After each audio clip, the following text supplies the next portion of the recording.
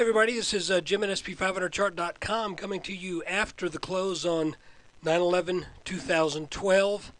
Before I get started, I just want to I want us all to pause and think about what took place just 11 years ago. And I know this may not be the right place for that, but don't forget that there are still people out there who would do what they did then on an even grander scale, given the opportunity. And it's sad, and I don't think that they're the majority of their religion, but there's enough of them that we should all be aware, and we should all be careful. So I'm thinking about those folks in New York City who died 11 years ago, and I just don't want that to ever happen again. Okay, before we get started, I want to remind you that the website and this video are for educational purposes only. Nothing stated at the site or in this video is intended to be used as investment advice. Look, I can draw lines on charts, but you have to draw your own conclusions from your own research. You notice how I say draw and draw? You know, I hope you picked up on that. I thought about that for a long time.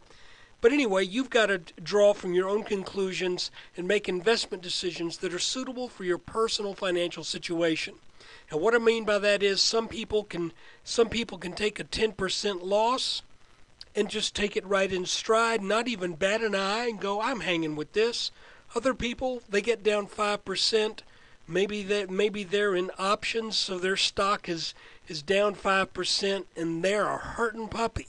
You got to do what you can tolerate, because your own emotions as a trader are often your worst enemy. And finally, despite that wise piece of advice, I am not a licensed financial professional, just a guy that draws lines on charts. And folks, it's going to be short and sweet. Here we go. Okay, relatively sort of flat-ish kind of market. Looking like the S&P wants to try this gray line again. And once again today, that line gave resistance. So maybe another go, maybe it eventually gives.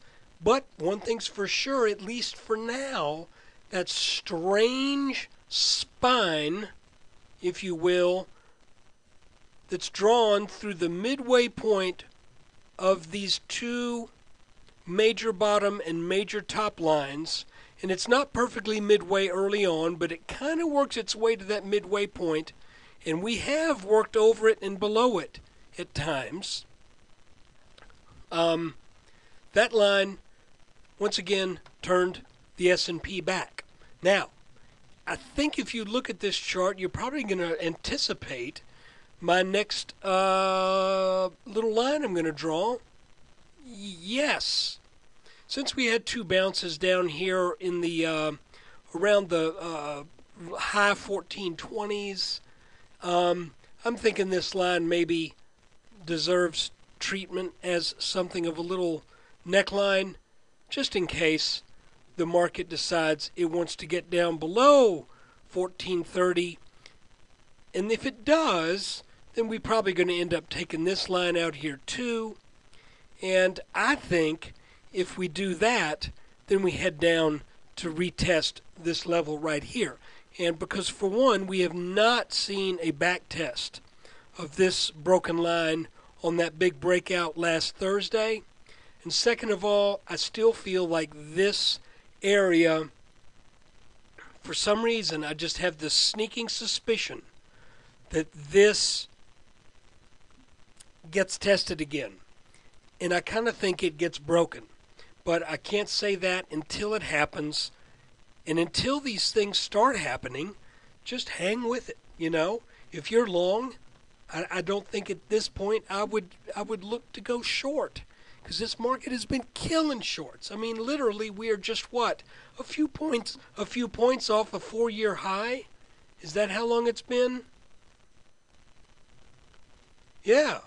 So, you know, I just wouldn't, personally, you do what you want to do.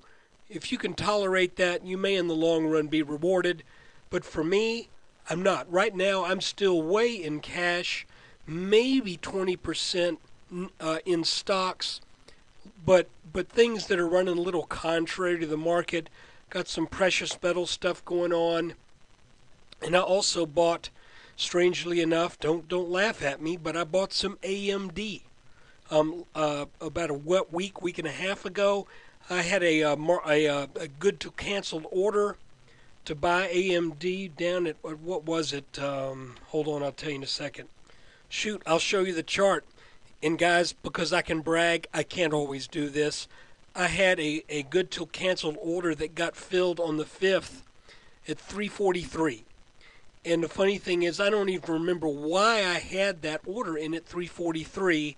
But there you go. It hit on the 5th and it hit again on the 7th. And now we're up. As a matter of fact, AMD looks like it may be reversing here. But that's not what you pay for. You pay for this, and that is I am looking once again at a chart where we have support now, weak support here around this 1429, 1430 area, rising resistance. Keep that in mind. This can hang under this line for a while.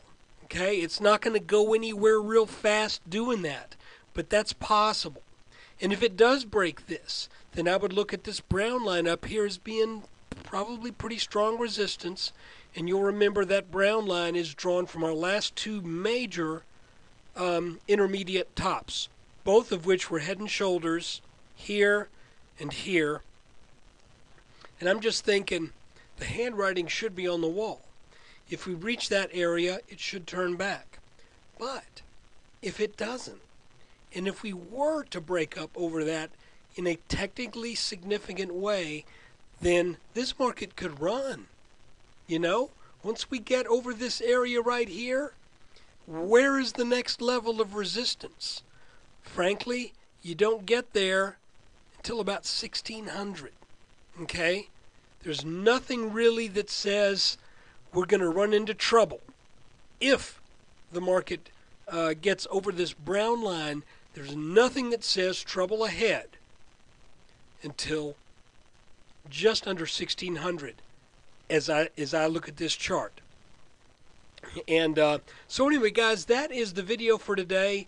Looking at a very small potential head and shoulders top forming here.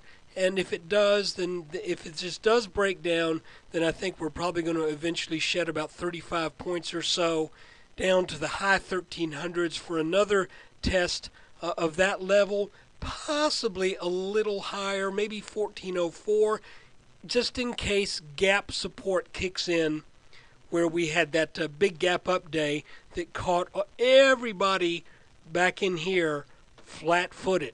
So guys, that is the chart for the day. Thank you for watching, and thank you for your support. And we'll have more good stuff as the days and weeks progress.